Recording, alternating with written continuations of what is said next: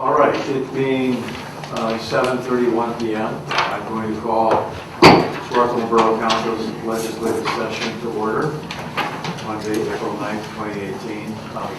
Roll call, I see all members of council are present except for Lauren, who is excused, and our mayor, Tim Carney, is here, Solicitor Bob Scott, and Borough Manager Jane Billings as well. Welcome everybody. Is there anyone who would care to address council during this public comment period? If not, I'll call public comment period to a close. First item of business tonight is consideration of council minutes from our meetings of March 12th and April 2nd, 2018 as amended. Jane sent around the second version of the minutes today. I think Betsy had caught a couple things that needed to be fixed. Thank you, Betsy. Are there any other changes that anyone would like to make before we proceed to a vote? Okay, can I have a motion then to approve the minutes? Move to approve the minutes. Is there a second? Second. All in favor say aye. Aye. All opposed? The ayes have it, and the minutes of March 12, 2018 and April 2nd, 2018 are approved. Lauren isn't here to talk to us about the Environment Committee. Is there anyone else here who would like to discuss it in her stead? I know that we are meeting, the committee is going to be meeting. Okay. Pretty sure it's a week from Thursday. I think Is that April 19th, is that right? Okay, right? Mm-hmm. Yep. great. Mike, finance. Yes. So let's start with the financial report for March 2018. As typical this time of year, particularly as it relates to the revenues, as tax collection happens now, the numbers tend to be a little bit skewed. Last year we had a late collection period, so it's tough to make much sense in terms of the revenues. The expenditures are as expected, and as typical this time of year, the cash balance does tend to build up as the monies have been collected, and now we're just going to spend the rest of most of the monies have been collected, and for the remainder of the year we'll be spending it. So at the end of March, the cash balance was $2,825,020. Any questions about the financial report for the month of March or year to date? Okay. Hearing none, I'll move on to wire transactions. Hopefully everyone has, and transactions to ratify. Hopefully everyone has those in front of them. I'd like to make a motion to approve wire transactions totaling $2,394.76 and transactions to ratify totaling $500 for the month of March 2018. Is there a second? Second. Any discussion? All those in favor say aye. Aye. Any opposed?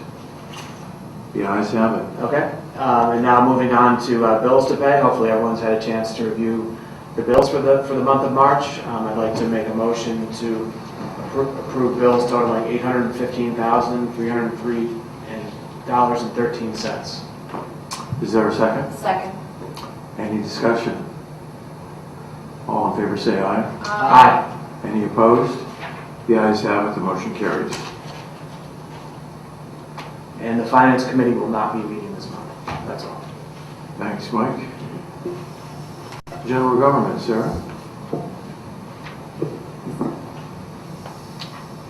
Yeah, hi. So first, I'd like to just say that it's wonderful that Jane and the borough were able to get the installation of the new 30-minute meters around town. The ones with the push buttons, first 10 minutes free. With, everyone loves free parking, so it's a good, it's a good week for the committee. And thank you for having that happen so fast. We're going to meet next week, next Monday, and we'll be really kind of trying to hammer out the communications policy, the borough communications policy. Bob Scott was able to forward some similar borough and township policies, and we're going to work one out for borough, or at least work on that in the meeting. Great. Anything else, Sarah? Thank you.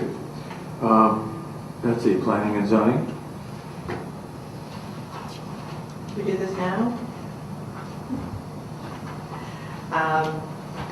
I guess we have these two zoning hearing board applications to discuss.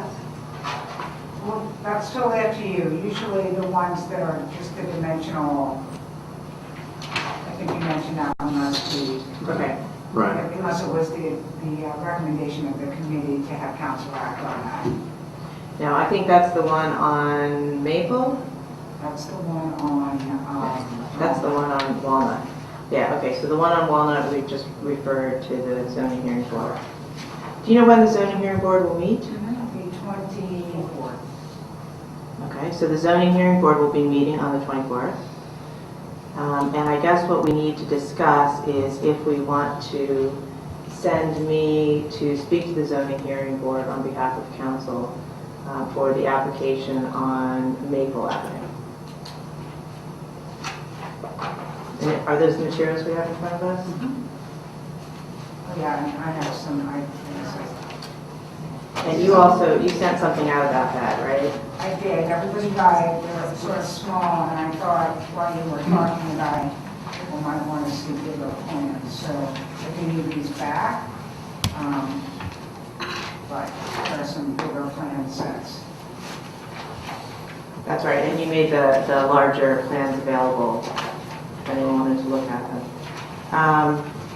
It was the decision of the Planning and Zoning Committee that we would like to recommend to council that we make a recommendation to the zoning hearing board to reject this, That's down. People want bigger ones. right? Or to to look at a strict adherence to the zoning code with respect to this application. And this application is for what exactly? To convert a garage It's to a a garage. dwelling unit? Or an accessory dwelling unit, or what do we call it? In our interpretation, it appears to be a dwelling unit. But that's not what the application is. Okay. So the application, well, so what is the application? Let me comment. that Okay. The application is for people to sleep. Expressly says for people to sleep. No, it's not for. If I may, and No, I'm I'm sorry, I saying- just want to raise something if It I does may. say a If sleep. How you define it. if I may, if Tim, if you are the architect on the project, then I don't think you should be part of the discussion. Okay. You're right, I'm sorry, you're right. Let me give a brief overview, since it came to me first. Thank you. This is the same overview that, even back up a little bit, every application that comes in, every building permit that comes in is initially reviewed for compliance with zoning. Sometimes an application comes in and right away the applicant knows that they need a variance. Sometimes they find out after I've reviewed an application that I think they need a variance. And no matter how the application is turned down, all of them go for review for the Planning and Zoning Committee for another set of eyes and ears on the application and for the specific purpose to see if there's anything of importance enough in the application for council to weigh in one way or another on the application. So this application came into me with a set of plans. It's the plans that you have. I'm sorry, they're floating around now. We're kind of the same. I don't need them back. And there was a notice and it said cottage on it. The first one came in and everybody can find that it was called Levi's Cottage. And those drawings came in and I did not think it complied with the code because to me it looked like an accessory dwelling unit was being used for a residence. And I said as the zoning officer that I did not think that was allowed. So I sent out a letter to the property owner that said, you have a copy of it in that packet. The building permit to create an in-law suite, which is what I called it, from an existing garage was submitted, and I said fell under the definition of a dwelling unit, defined as a room or rooms connected together containing independent cooking and sleeping facilities, designed and occupied at a residential or one family. There is no provision in the zoning code for an accessory building such as a garage to be used as a dwelling unit. The applicant has actually not asked the zoning hearing board to grant a use variance to allow the garage to be used. What they have asked instead is an interpretation of that I have erred in saying that it counts as an accessory dwelling. This is a perfectly legal use of the municipality's planning code. There are about 7 things that you can apply to the zoning hearing board for, and one of them is absolutely appealing the zoning officer's right. So appealing the zoning officer's determination. So that's what happened in this case. When the application was submitted, the drawings had been changed to say potting shed, whatever you have there, you're going to get it back. Potting shed and something else, living space. But because I'd already issued the denial based on the first one, I asked the applicant to submit both of these, and they could explain to the zoning hearing board what they thought was going to happen in this accessory unit and whether it was going to be a dwelling or not, as defined by our code. So when the committee heard the same thing basically that I just said, well, you can say, there was some concern, there was great concern over the ambiguity of what a dwelling unit meant with 207 Riverview, and so they, I think, wanted to discuss it with council. No matter what, it's going to the zoning hearing board because the plan is not there for it.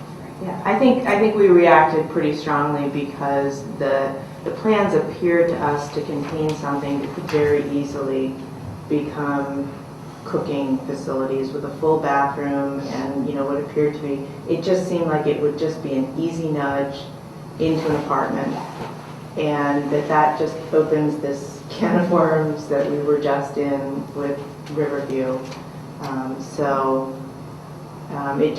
It felt to me, I think it felt to all of us like it was a dwelling unit.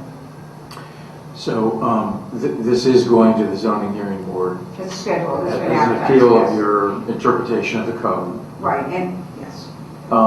And the Planning and Zoning Committee discussed it. Mm-hmm. And so your recommendation, or the committee's recommendation, is that you be tasked to go to the zoning hearing board and present council's position on this. Mm-hmm. Therefore, we kind of need to know what council's position is before you can do that. Exactly. We know what the committee's position is, Mm-hmm. which I think you've just told us. Okay.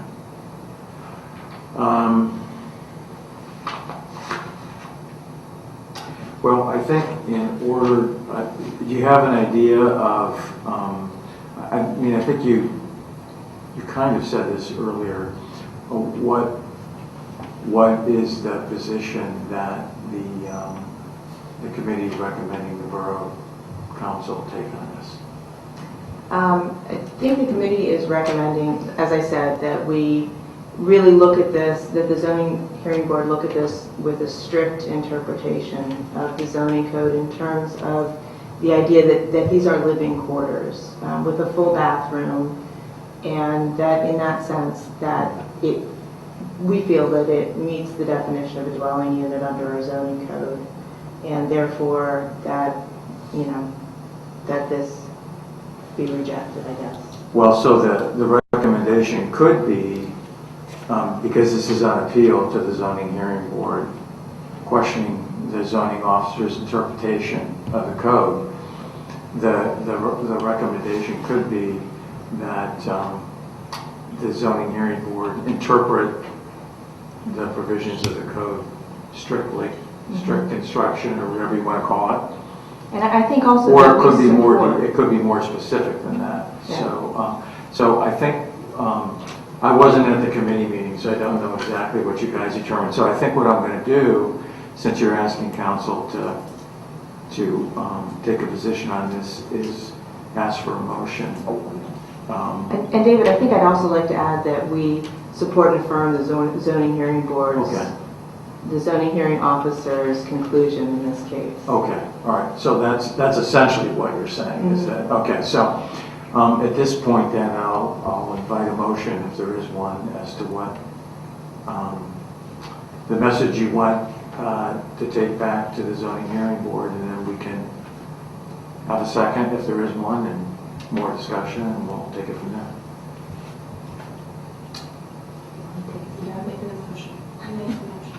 All right, so I guess we would like to motion that that we recommend to the zoning hearing board that they interpret the zoning hearing code strictly with respect to a dwelling unit, and also that we support and affirm the zoning hearing officer's decision in this matter. Okay. Is there a second? Second. Any further discussion of that? Can I just ask a clarification? In terms of being, I guess I'm trying to understand the sequence of events, but in terms of being declared an accessory dwelling, does a full bathroom make that, or is there something that makes it a? Combination of bathroom and kitchen building. Okay, so it's my understanding that the first one had both, and then the second one had just bathroom facility? I'm just trying to understand if there was two different plans submitted, or am I totally not understanding what happened? The first set of plans included a bathroom and kitchen area with everything except the stove. Okay. And then No, it was everything except the refrigerator. I think it did actually have a stove. there was one set of plans that had a stove, but then that one was changed. So I think this one had a refrigerator but no stove. And then this other one came in. And this one has just a full bathroom. Is that the difference? Okay. And would that be considered then? Is that sort of less? Yeah, I think that's exactly where we are right now. I made the decision, because the decision that's being made, that to me, as a zoning officer, it felt like, it looked like the zoning code calls it independent facilities for sleeping and cooking. So it's always going to be a judgment call. Sure. Every case is going to be different. Of course. And now it's time for the zoning hearing board to make a call on what they think our code says. And there is still an auxiliary sink, so there is a full bathroom and a secondary sink in the area that was originally the kitchen area. So, Okay. But, okay. does that? Yeah, no, I'm just trying to understand the process and what's considered an accessory or not. Is there already a sewer line attached to this, or The first to this The structure? first set of plans that we received said that there's an old line, and the plans say that they'll look at it, they think it's not going to be useful, and a trench is going to have to be dug from the house to it's actually not a garage, it's used as a storage building right now, according to the plans. And I will note that the first plans that you submitted, not these, the first plans did say sleeping space. That was changed in here to a napping space. So one comment I'll offer about this question about the sewer is that I feel that the council going forward, not just on this particular case, should consider that when it comes to dwelling in a space, you really need a sewer. You need a sewer line to go in all the space. If you don't have a sewer line, if you don't have a bathroom, people may sleep there, you may have teenagers and kids, you may have guests sleep there, you may do anything you want in it, but you're not going to dwell in it. If you're going to dwell in it, you need a bathroom in it. So my personal view is I would be very restrictive about putting sewer lines into any of these accessory buildings. I would be very liberal about letting people do whatever they want to do in these accessory buildings and make all sorts of improvements and put stereos and living rooms and whatever they want in it. But I would be very restrictive about putting sewer lines.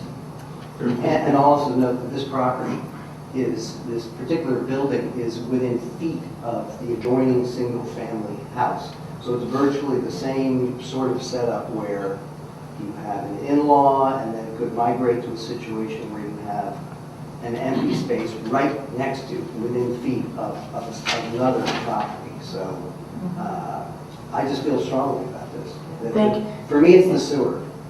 Yeah, thank you, Russ. That was one of the factors that we considered on the committee is the way that this is located incredibly close to the adjoining, to The neighbor? the neighbor, yeah. And, for me, to follow up on what you're saying, not only sewer, but, there's a tub. I could understand if it was a TV room having, an additional toilet, but a tub or shower, that's a dwelling. All right, any further discussion? Actually, Yes, so please.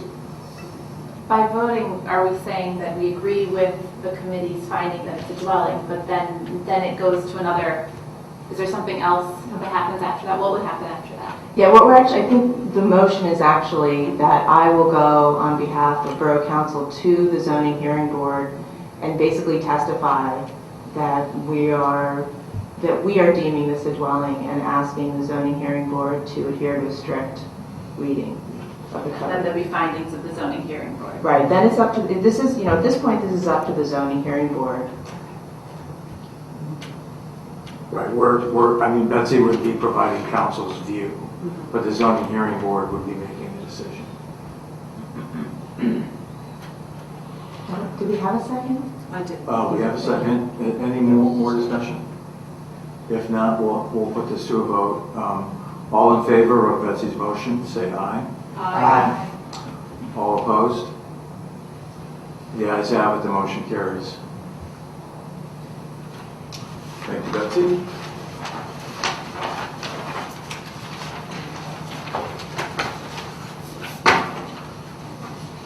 Other than that, this month, we are hoping that the planning commission will be able to meet, and looking forward to continuing to move forward with the aging in place task force recommendation. And whatever else comes rolling down the pipe to the planning and zoning this month. Anything else, Betsy? No, thank you. Thank you. All right, public safety, Mary. Okay, thank you, David. Has everyone had a chance to look at resolution number 2018-2 having to do with the master lease about the police car? Does anyone have any, well, I guess first should I make a motion? Yeah, why don't you move to... Okay. I move to pass resolution number 2018-2 regarding the master lease with Fulton Bank regarding leasing the 2018 Dodge Charger Police Interceptor. Do I have to read the VIN number? No. Thank you. Okay. Do we have a second? Second. Any discussion? I guess I have a question. So, I should know this because I was chair of the public safety committee for 4 years, but do we normally lease these vehicles? We normally purchase them, do we not, Chief? It's a 3-year, basically it's a lease purchase. It's a lease purchase. The third lease payment is the final payment, and then the car belongs to us. Okay, all right, so it's structured just a little bit differently from an outright purchase. Is there a particular reason for that? We worked out a vehicle replacement schedule 10 years ago, and this is all part of the cycle. I see. We created this separate fund to put the money aside for the police vehicles when Right. it comes out of that particular line item, so it's just a recurring process. Okay, yeah. All right. Yeah, now that the fund has built up a little bit, I suppose we could talk about buying them outright. The interest rate is very, very low. Would there be an advantage? Probably not. I I mean- don't think so. It does sort of even out the payments, because some years we have 3 vehicle payments to make. So, but we can talk about that. Okay. When we built up the fund, it took a little while to get to a place where we could afford to buy a car outright. Right. We can talk about it for the next one. All right, okay. Any other discussion or questions about this resolution? If not, all in favor say aye. Aye. Any opposed to adopting this resolution? The ayes have it, and the resolution is adopted. The Public Safety Committee will be meeting next Tuesday night, the 17th, at 7:30 PM here, and we are going to try to talk again about emergency procedures in the event of a weather event, things like that. That's it. Mary, I saw an email earlier today from Chief Craig about the Civil Service Commission and the hiring of a new police officer. Maybe could you just sort of briefly kind of state where we are on that? The Civil Service Commission met over the weekend, actually, to, I guess, ratify the appointment of the three-person board who administered the test to the police. I believe now the next thing that happens is the background investigations and psychological testing. And we already know who the top three candidates are. One of them gets the 10-point boost, the veteran's preference. So really, that's whoever. If there's any veteran in the top three, you have to. That's the person. Yep. So Unless the background or psychological test don't work. comes back negative in some way. So the chief has recommended to us that we go through with the process and do the interviewing and move to hire a police officer. So that's where things stand. So we're moving forward on that then. Well, I would recommend that, but I guess that's ultimately up to Is any action, council. is any action required from council to move forward? And now that the Civil Service Commission, I understand it has approved the list. They certified a list. Now that that's been done, does council have to take any action? Council has to select from the top three, and as I said, if one's a veteran, that has to be the person selected. Are you all ready to move forward?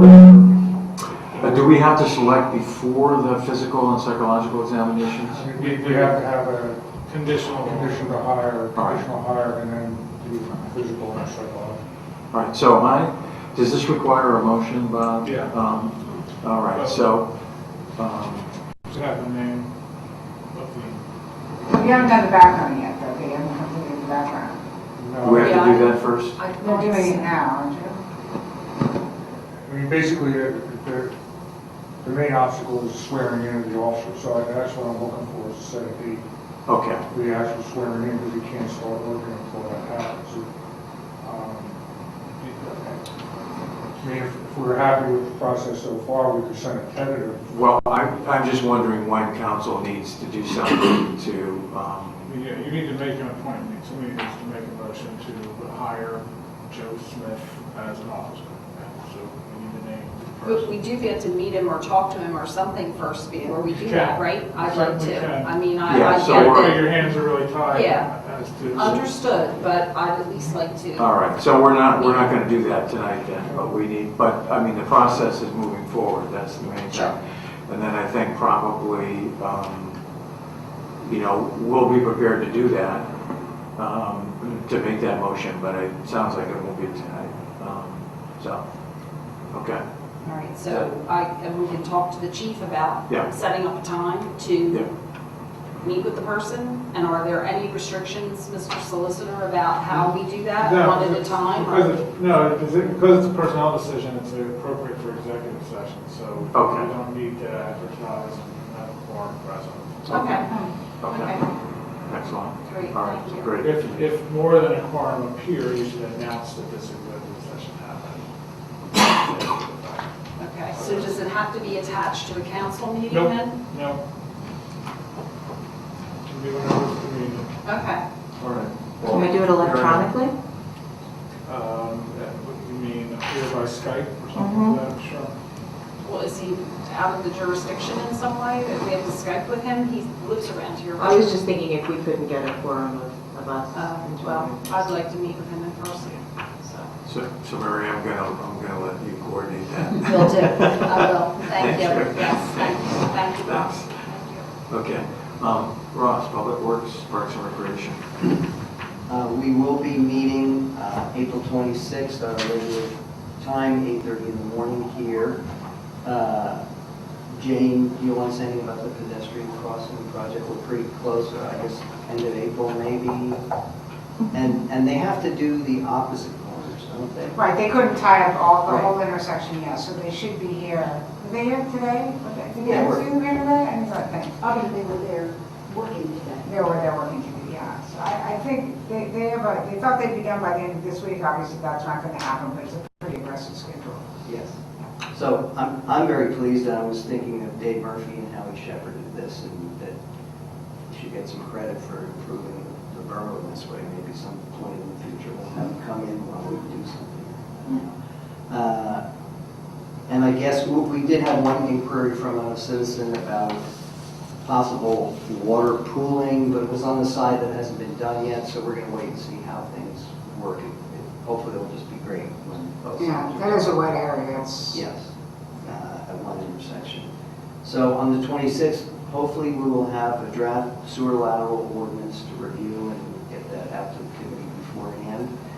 And I plan to put on the agenda for that meeting also a discussion of a more formal process for permitting alterations to property and signs and walls in our public parks. So I plan to put that on our agenda for discussion. Say it again?